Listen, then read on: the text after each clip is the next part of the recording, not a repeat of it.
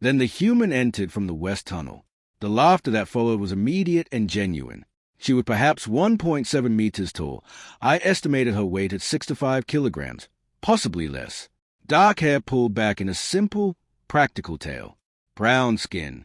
Dark eyes that moved across the arena with quiet, methodical attention, cataloging exits, surfaces, distances. She wore combat attire that looked several generations out of fashion, practical and unadorned, with no armor plating, no visible technological enhancements, no weapons at her hip. She carried a small bag that looked like it belonged in a cargo bay. Her name, according to the display boards, was Maya Torres. The size differential was genuinely staggering. Thrace could have lifted her with one hand and broken her in half without particularly exerting himself. The crowd knew it. Thrace clearly knew it. The referee, a scarred Corin veteran who had seen everything the pits had to offer, was already moving with the posture of someone preparing to call a premature end to proceedings. But here's the thing that lodged itself in my mind, even then, before the first blow was thrown. Maya Torres was not laughing. She was not pale with fear. She was not performing bravery for the crowd, not squaring her jaw, puffing her chest in the way of someone trying to manufacture courage they do not actually feel. She walked to her mark on the arena floor with the measured, unhurried steps of someone arriving for a scheduled appointment. She rolled her shoulders once, twice, with the calm efficiency of a practiced warm-up ritual. And then she simply stood there, breathing steadily, and looked at Thrace, not with defiance, not with fear, with the focused, analytical attention of someone studying an interesting problem. The referee conducted the standard weapons inspection. Thrace carried reinforced brass knuckles on 2 of his 4 fists. Standard issue, fully within regulations. Maya had nothing. The referee, to his credit, asked her twice whether she wished to retrieve weapons from the armory. Twice, she declined. Her voice was quiet enough that I had to strain to hear her from my position near the front. "Won't need them," she said. The crowd roared with delighted laughter. The tiny human was arrogant. This was going to be magnificent. Thrace decided, in the manner of champions who want the crowd to remember their fights, to conduct pre-bout intimidation. He crossed the arena in 4 enormous strides and positioned himself directly in front of Maya, or rather, directly above her, since she barely reached his chest. He leaned down, bringing his face close to the top of her head, and roared again. People in the front rows covered their ears. I felt it in my teeth. Maya tilted her head back and looked up at him with those dark, steady eyes. "You should forfeit now, human," Thrace rumbled, his voice carrying that particular grinding quality that Velour fighters cultivate for precisely this purpose, a sound designed to trigger the primitive fear response in most species. "I do not wish to kill you. It would be wasteful." Maya was quiet for a moment. She looked at him the way a master carpenter might look at a warp plank, not with contempt, but with a patient assessment of someone who already knows exactly what needs to be done. Then, in the same even tone one might use to comment on the weather, she said, "I appreciate the concern. I'll try not to hurt you too badly." The arena erupted. Even Thrace seemed briefly uncertain how to respond to that. A flicker of something crossing his face that might, in another context, have been mistaken for surprise. Then he smiled with all his teeth, which was a significant display of dentition, and said, "I am going to enjoy this." The referee signaled the start of the match and stepped back to a safe distance with commendable speed. Thrace opened with his signature move. In the 2 years he had been fighting in these pits, it had ended perhaps a third of his bouts within the first 10 seconds. He called it, in the informal parlance of the pit circuit, the falling mountain, all 4 fists converging simultaneously from directly above, driving downward with a combined force of 200 kilograms of muscle and the full acceleration of his reach. The impact, when it connected, did not merely hurt opponents. It drove them through the floor. It ended conversations. Maya was not there when the fist landed. And here's what I noticed, watching closely from my position near the railing. She had not scrambled away. She had not thrown herself sideways in a desperate dive, had not stumbled back with the panicked instinct of a smaller creature fleeing a larger one. She had moved perhaps 30 centimeters to the left with a small, unhurried rotation of her torso, and Thrace's strike hammered into empty floor with enough force to crack the reinforced plating. The entire arena shuddered with the impact. The crowd fell quiet for the first time. Thrace recovered instantly, faster than something his size had any biological right to move, and launched a horizontal sweep with his two lower arms, enough force behind it to decapitate most species at the neck. Maya ducked under it. Not dramatically, not desperately. She simply lowered herself fractionally, and the sweep passed above her head, displacing air that ruffled her hair. He launched a combination then, the kind of sustained, multi-point assault that had overwhelmed every previous opponent. Strikes coming from every angle, all four arms working in perfect coordination, 200 kilograms of trained muscle behind each blow, the pattern designed by decades of experience to eliminate any possible defensive direction. There was nowhere to go. There was no gap, no opening, no space in which a smaller opponent could exist without being hit. Maya moved through it like water. That is genuinely the only description I can offer that approach's accuracy. She did not block. She did not parry in any conventional sense. There was no clash of force against force, no attempt to oppose his power with hers. She flowed around the strikes, inside them, between them, beside them, with a minimal, almost lazy economy of motion that made Thrace's ferocious assault look, from certain angles, like something he was performing for her benefit rather than against her. Her hands came up occasionally, barely a touch, fingertips on his wrist, the lightest pressure at his elbow, and his strikes bent fractionally off course, missing by centimeters. Missing cleanly, missing consistently. I found myself gripping the railing. This was not luck. It was not desperation. It was not the random survival of someone who happened to dodge in the right direction at the right moment. There was a system operating here, a method, something deliberate and studied and deeply, deeply practiced. Something that knew, in advance, where every hand was going. Thrace clearly felt it too.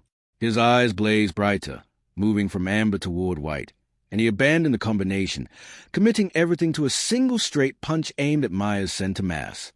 Fully extended, full body rotation, every kilogram behind it. The kind of strike that ends things permanently. If it connected, the impact would rupture organs. It would almost certainly kill her. Maya stepped into it, not away from it, into it. Her left hand touched his wrist at the moment of maximum extension, a contact so light it seemed almost affectionate, and her body rotated, pivoting at the hip, so that she was suddenly beside the punch rather than in front of it. Thrace's own momentum carried him forward, off balance, leaning hard into empty space where she had just been. Maya's right palm pressed against his ribcage, one brief, almost gentle contact, and Thrace stumbled. Commander Thrace, undefeated champion of Crius Orbital, 4 to 7 consecutive victories, stumbled. The silence in the arena was so complete that I could hear the ventilation system cycling in the ceiling 2 levels above us. It was in that silence that I noticed something I had been observing without consciously registering. Maya's breathing had not changed. Through all of it, the opening barrage, the relentless combination, the redirections, the constant proximity to death, she was breathing in slow, measured cycles, in through the nose, out through the mouth, steady as a metronome, the rhythm of someone in deep meditation, not someone who had spent the last 2 minutes within arm's reach of instant death. Thrace's breathing, by contrast, was already ragged, great, tearing gasps. All that muscle, all those centuries of evolved combat hardware, burned oxygen at a catastrophic rate. He had the fuel for explosive, devastating violence, but sustained, elusive, frustrating combat against an opponent who refused to stand still and absorb what she was given. That was a different calculation entirely, and the numbers were not working in his favor. They circled each other. Thrace was sweating heavily now, his dark skin glistening under the arena lights, his massive shoulders rising and falling with visible effort. Maya looked, without any exaggeration, like she was taking a gentle walk between 2 points of mild interest. "You are fast," Thrace said, his voice tight with a combination of grudging respect and confusion he clearly did not know how to process. "But speed has limits. Eventually I will land a hit, and when I do, this ends." Maya let the silence breathe for a moment. Then, quietly, breathe. Thrace blinked. "What?" "Your breathing is wrong. You're fighting yourself as much as you're fighting me. In through the nose, longer exhale than inhale. Let your shoulders drop. You're holding tension everywhere, and it's costing you more than you know." The arena seemed to hold its collective breath. 2,000 beings stood in stunned silence while a human woman, 65 kilograms, unranked, a cargo hauler by profession, offered breathing instruction to their undefeated champion in the middle of a fight to the death. The confusion on Thrace's face curdled slowly, visibly, into something else entirely. "You dare mock me!" He charged. What followed was the most brutal sustained assault I have witnessed in 6 cycles of attending underground bouts. Thrace abandoned every pretense of technique. No combinations, no patterns, no strategic architecture. Pure aggression. All 4 arms swinging with the blind, furious desperation of something enormous that has encountered an obstacle it cannot comprehend and has decided to simply overwhelm it. It was awe-inspiring in its raw power. It was also, as I would only understand fully in retrospect, precisely what Maya had been waiting for. She did not retreat. She moved forward, into him, and began to dismantle him. Not with power, with knowledge. A precise finger jab to a nerve cluster beneath his left shoulder blade. His upper arm spasmed, betraying him mid-strike, the fist going wide when it should have gone straight. A targeted strike to the lateral nerve bundle behind his right knee. His stride faltered, turning momentum into stumble. A palm heel to his solar plexus that drove the air from him in a sharp, involuntary burst and shattered his rhythm for 3 critical seconds. Each contact was surgical. Each was targeted with the specificity of someone who had spent decades studying not just how to fight, but the precise geography of a body under stress, where the nerves cluster, where the joints are vulnerable, where power becomes liability. She was not hitting him hard. She was hitting him correctly, at the specific anatomical junctions where precision overrides power, where knowing the structure of body matters infinitely more than the force you can bring against it. She was taking him apart, piece by careful piece, and she was doing it calmly, and she was still breathing steadily through all of it, and she kept talking. "Breathe," she said again, redirecting a wild swing that would have taken her head from her shoulders. "In through the nose. Let your shoulders come down. The tension in your upper body is telegraphing every strike before you throw it. You're a remarkable fighter. Your instincts are extraordinary. Your power is real. But you're fighting against yourself." Thrace screamed with rage and pain and something I can only describe as existential bewilderment. He was panting desperately now, his coordination deteriorating with each exchange, his arms growing heavier, his reaction slowing in the incremental but accelerating way of something running out of fuel. And yet he would not stop, could not stop. 2 years of undefeated excellence and the pride of a warrior culture that did not recognize surrender as a legitimate concept. It was all that remained, and it was driving him forward into a fight he was losing by every measurable metric. I had moved without realizing it. I was pressed against the front railing, close enough to see the sweat on Thrace's skin and the perfectly steady rise and fall of Maya's chest, watching with the total, consuming attention of someone witnessing something they know, with absolute certainty, they will spend the rest of their life trying to explain. Thrace's final assault was desperate and magnificent and heartbreaking, all at once. He gathered himself, everything he had left, every reserve of strength, every last measure of will, every fragment of the stubborn, furious pride that had carried him through 4 to 7 victories, and he charged, both remaining functional fists drawn back for a double strike. His war cry split the recycled air of the arena, and it was a different sound from the roars that had come before it. This one had fear in it, deep, disorienting fear, the fear of something that has always been the most dangerous thing in the room discovering, for the first time, that the room contains something it cannot measure. If those fists connected, they would cave and reinforce plating. They would end the life. Maya sidestepped. It was such a small movement, the smallest movement in the entire fight. A single step to the left, her body rotating 4 to 5 degrees, so that Thrace's fists passed within a hand's breadth of her shoulder on their way to empty air. His momentum, fully committed, fully extended, with nowhere left to go, carried him forward and past her. She reached up and touched his cheek with her fingertips as he went by. "Breathe," she said, and then she moved. Her hands caught his outstretched arm.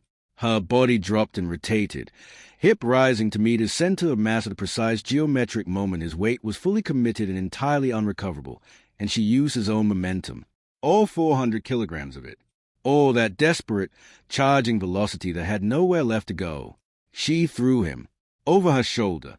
Thrace, 3 meters of the finest combat engineering the velour species had ever produced, 4 to 7 fights undefeated, champion of Crius Orbital, described a clean, almost graceful arc through the air of the arena and hit the floor with a concussive impact that you felt in your feet from 30 meters away. The sound of his landing hit the metal walls and came back to us a half-second later, doubled, as though the station itself was acknowledging what had just happened. Before he could recover, before the shock had even fully registered in his nervous system, Maya was beside him. One hand controlled his wrist. The other found his elbow.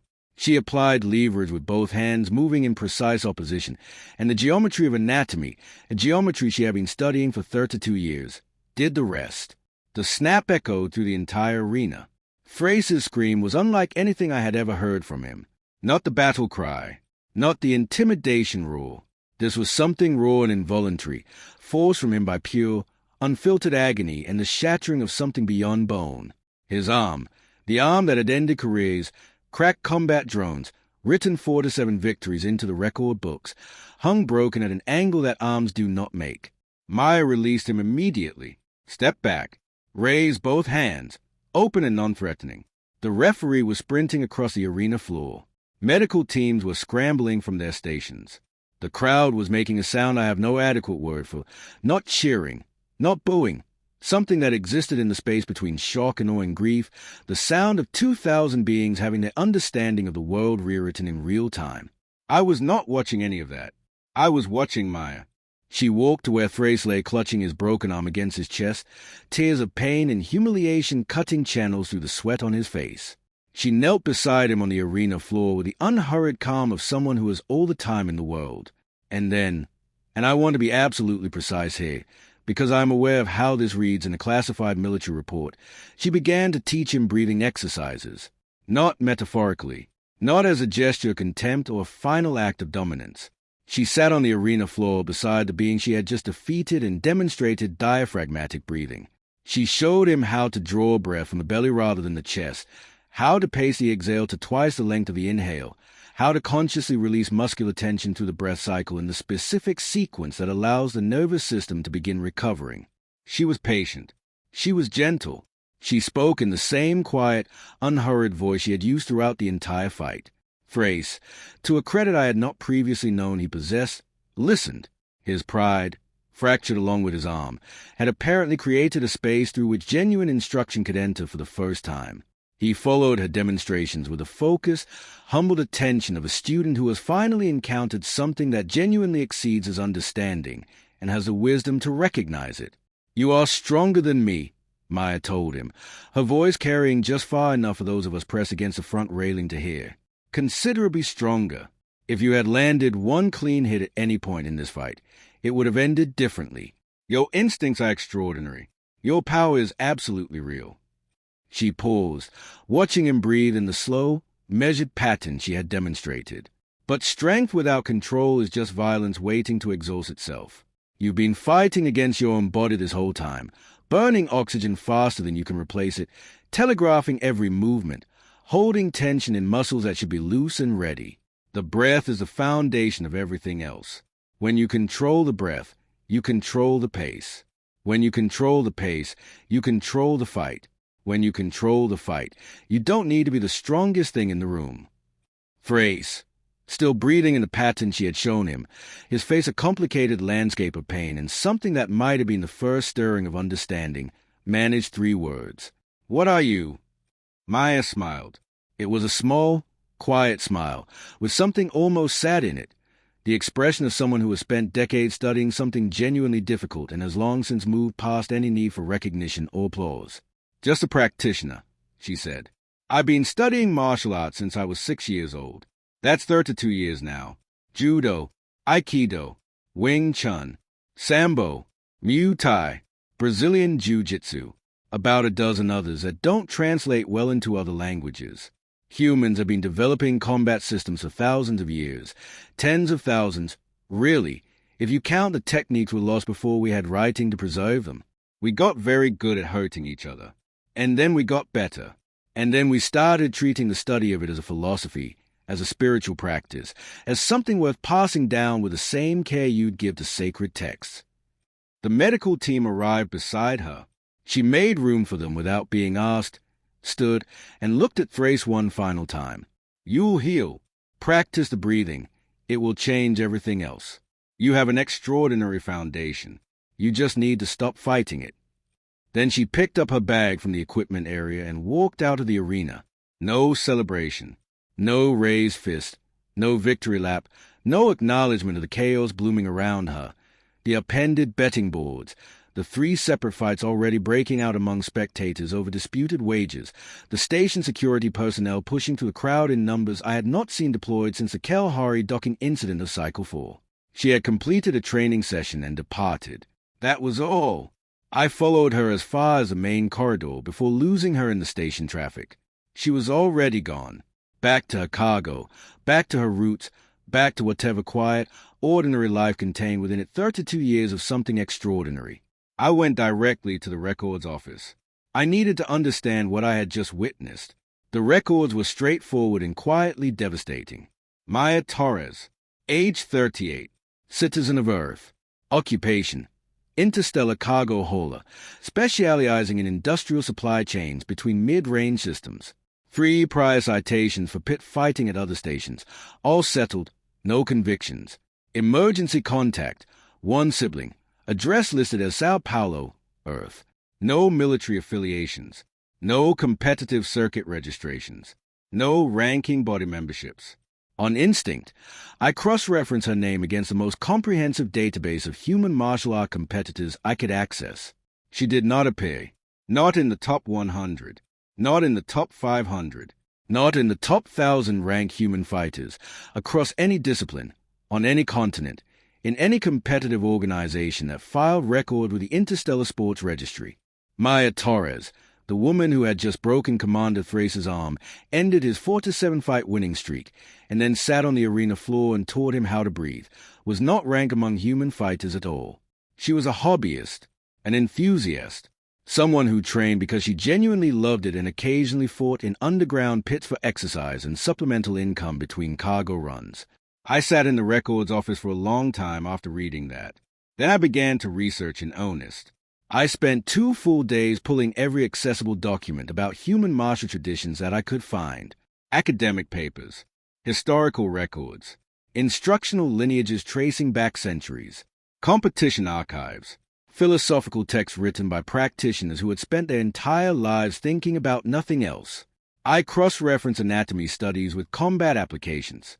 I traced teaching lineages going back to times when humanity was still confined to a single continent on a single planet, passing knowledge from master to student in an unbroken chain of accumulated understanding that predated their written language. The more I read, the less I slept. Humans had not merely developed fighting techniques. They had built entire philosophical systems around the study of violence, schools of thought with thousands of years of accumulated refinement, each generation building on the work of the one before it, each practitioner adding their piece to an edifice that had been under construction since before they knew what fire was for. They had studied anatomy not just for medicine but for targeting. They had studied physics not just for engineering but for the precise application of leverage. They had studied psychology not just for healing but for reading what an opponent would do before the opponent's own nervous system had finished deciding.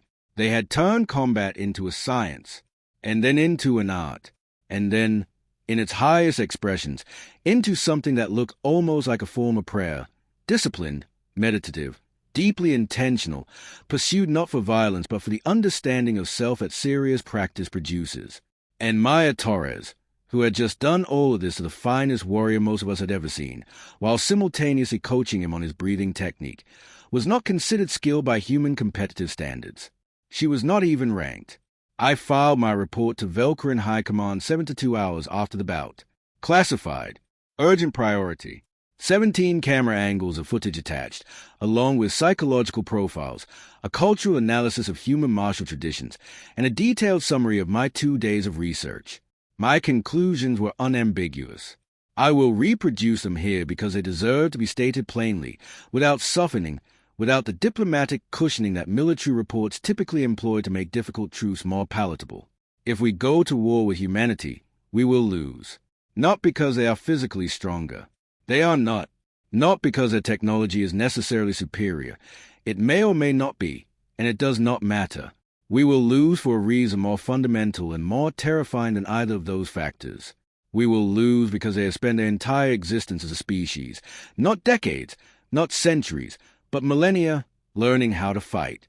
They have turned the study of violence into a discipline as rigorous and as carefully accumulated as their mathematics or their medicine. They have schools for it, philosophies for it. They pass it down through dedicated lineages of teachers and students, refining it across generations, building patiently on the work of ancestors who refined it before them. They do not brawl. They do not rely on biological advantages, because they were not given many. They think about combat. They analyze it. They reduce it to principles, and then they apply those principles with the precision of engineers who have had 10,000 years to test their calculations.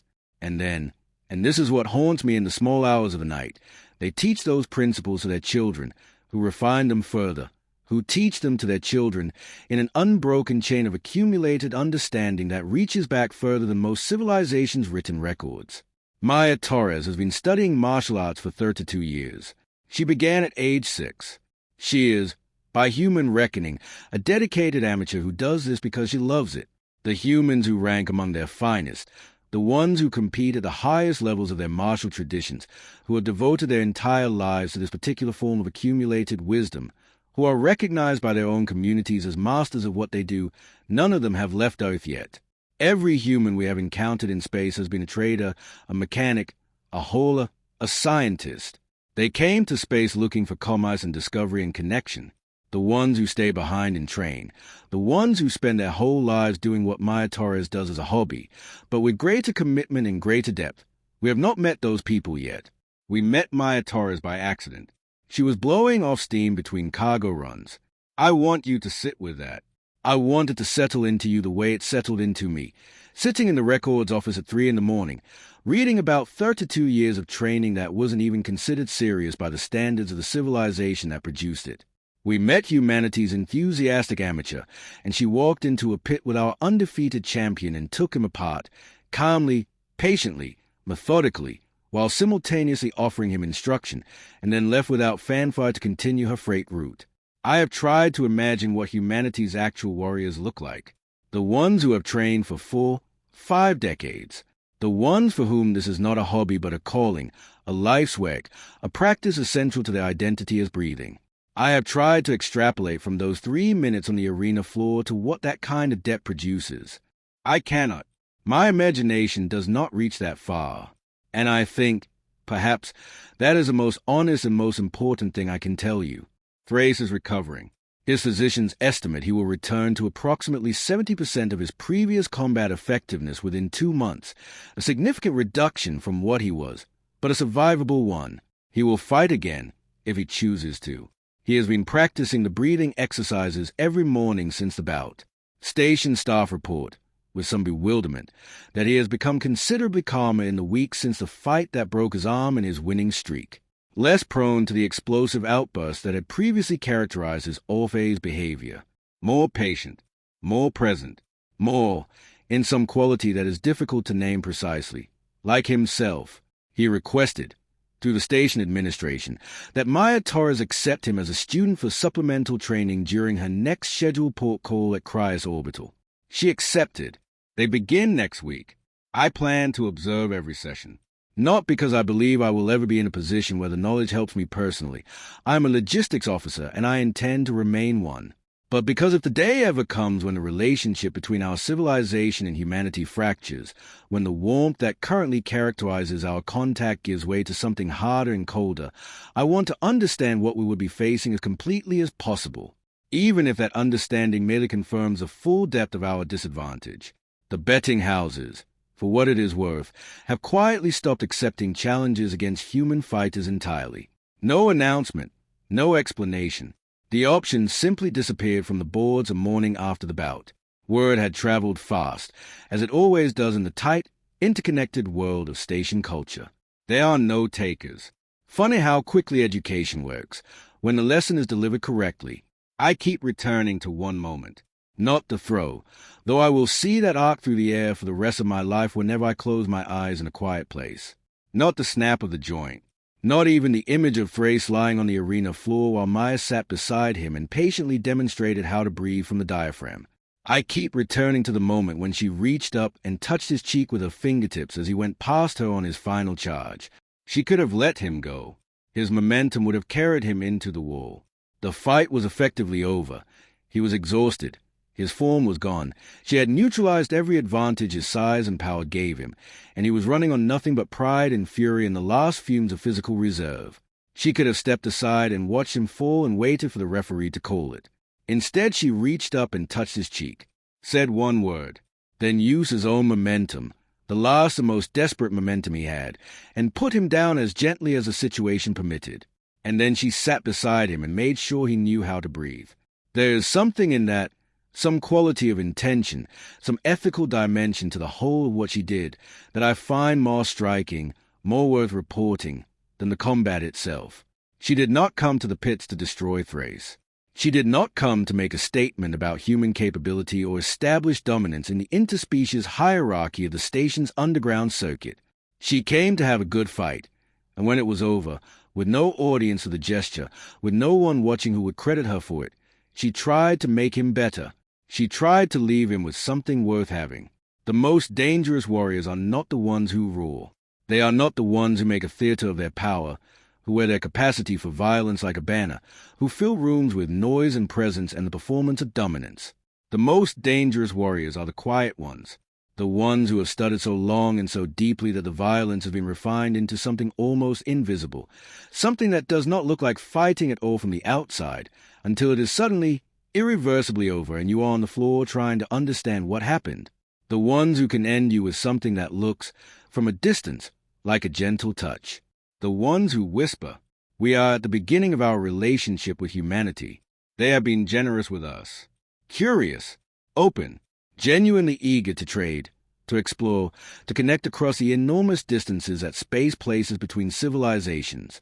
And they have been, I believe, entirely unaware of how deeply they unsettle those of us who look at them clearly, who see not just the soft, unarmored bodies and the warm, expressive faces, but a millennia of accumulated wisdom moving quietly beneath the surface. Patient, refined, controlled, waiting, as all deep knowledge waits, for the moment it becomes necessary. They built something extraordinary from necessity. They made war into meditation. They made the study of how to hurt each other into something that, in its highest expression, makes the destroyer look like a teacher. We should be careful. We should be respectful. And above all, with everything I have witnessed and everything I have learned in the 2 days since, we should be profoundly, genuinely, unreservedly glad that they want to be our friends. Because Maya Torres was blowing off steam, and she was not even ranked. End of report. Filed by Junior Operations Officer Kelvin. Crius Orbital Station Classification. Priority 1. Velcorin Defense Fleet High Command. Eyes only. A report filed to Velcorin High Command. Classified. Submitted by Kelvin, Junior Operations Officer, Crius Orbital Station. Let me begin with a confession. I have never been a man of surprises. 6 cycles stationed aboard Crius Orbital will do that to you. 6 cycles of recycled air, synthetic food, the same 50 faces rotating through the same corridors, the same arguments in the mess hall, the same patrol schedules repeated until they run in your veins like a second heartbeat. You begin to believe, truly believe, that nothing can shock you anymore. I was wrong. My name is Kelvin, Junior Operations Officer, Velcorin Defense Fleet, a title that sounds considerably more impressive than it actually is. I process logistics manifests, coordinate supply transfers, and occasionally file disciplinary reports for soldiers who start fights they cannot finish. I am not in danger. I am not heroic. I watch from the edges of things, which is perhaps why I notice them more clearly than those standing at the center. My supervisor calls my habit of attending the underground fighting pits a waste of time. I call it tactical observation. We have agreed, after considerable debate, to disagree.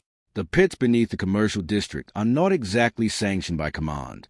They exist in the comfortable gray space between prohibition and permission, the sort of gray space that every military installation quietly maintains because soldiers need somewhere to put their violence. Better they bleed in a controlled pit than tear apart the barracks at 2 a.m. Command turns a blind eye. The betting syndicates turn a profit. Everyone goes home satisfied, more or less. I had attended perhaps 300 bouts across my 6 cycles. I had seen species I could not name through appendages I could not identify at each other in ways that defied anatomy. I had seen a Grellian warrior bite through reinforced plating with its secondary jaw. I had seen a Torvin fighter survive 17 direct strikes that would have killed anything else simply because its nervous system was distributed across its entire body, and there was nothing vital enough to hit. I believed, seen everything the fighting pits had to offer. 3 days ago, that belief was dismantled so completely that I filed an urgent classified report to High Command the same night. I have not slept properly since, but I am getting ahead of myself. Let me tell you what happened. The arena was packed beyond its comfortable capacity. Standing room only, bodies crammed into every available corner. The overflow crowd pressed against the walls like the station itself was holding its breath. The air was thick with a particular electric tension that settles over a large crowd when something genuinely important is about to happen. Sweat, alcohol, half a dozen different species breathing the same recycled oxygen. The smell alone was enough to make your eyes water. But nobody was leaving. Nobody was even thinking about leaving. Commander Thrace was fighting. If you are not familiar with Thrace, and if you have spent any significant time in the outer sectors, you almost certainly are. Allow me to describe him properly, because mere statistics fail to capture the reality of the man. He stood 3 meters tall. His skin was the deep blue-black of deep space, and it had the quality of carved stone, dense and unyielding, like the universe had decided to make flesh from the same materials it used to construct asteroid cores. 4 arms, each thick as a support pillar, each capable of bending structural steel with casual, almost bored effort. A jaw reinforced by velour evolutionary engineering, capable of cracking starship hull plating. Eyes that burned amber in his resting state and blazed toward white when combat adrenaline flooded his system. Thrace was Velour Elite Guard, the highest tier of a species that treated combat training the way other civilizations treated religion. He had been fighting since he could stand. He had trained in 17 distinct combat disciplines across 4 decades. He had fought in the underground pits of Crius Orbital for 2 full years without suffering a single defeat. 4 to 7 consecutive victories. 4 to 7 opponents who had entered the arena full of confidence and left broken, bleeding, or carried out on stretchers while the crowd roared his name. He was not merely a champion.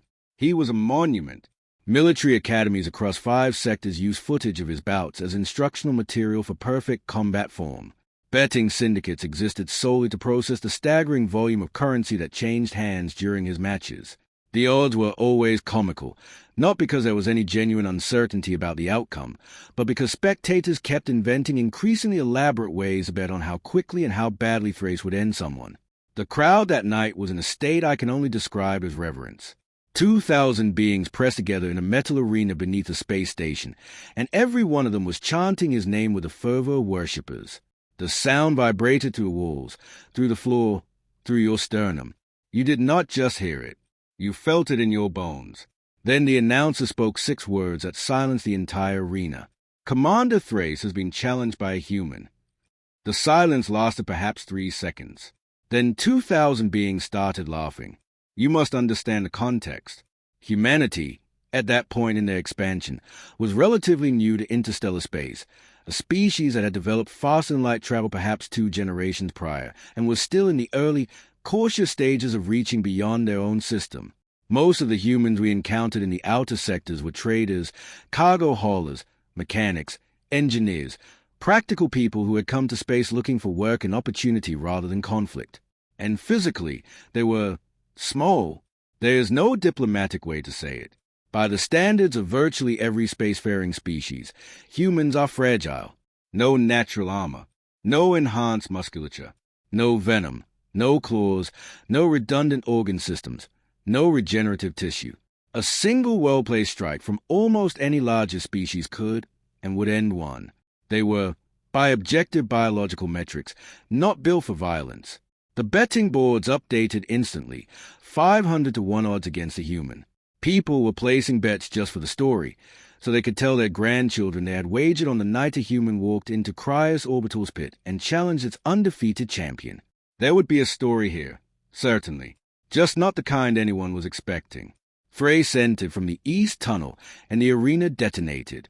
He raised all 4 arms above his head and roared, a sound like a ship tearing apart under gravitational stress, like something that had no business being produced by a living throat. His eyes blazed amber. Every muscle in his body was already coiled, already engaged, already hungry.